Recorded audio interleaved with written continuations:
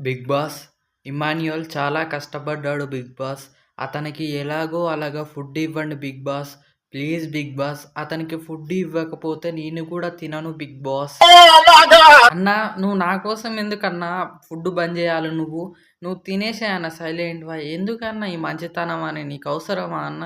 నువ్వు తిను నాకేం ఆకలి అయితలేదు గానీ. సరేనా అన్న? తెలీదు, గుర్తులేదు, మర్చిపోయా. నువ్వు మస్తు కష్టపడ్డావు. అది నీకు తెల్వదు.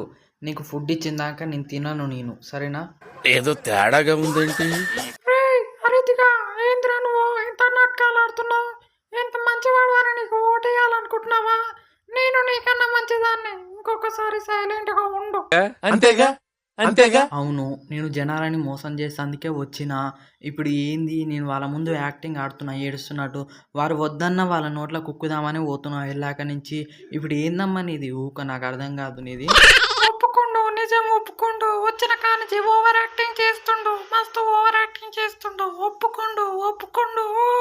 పొద్దున్నే బేవర్స్ గాళ్ళు ఎక్కువైపోయారు. చచ్చా. రేయ్ ఎందుకు కొట్లాడుకుంటుర్రా అసలు? నాకేం అర్థమైతలేదు మీరు ఇలా కొట్లాడుకుంటుంటే.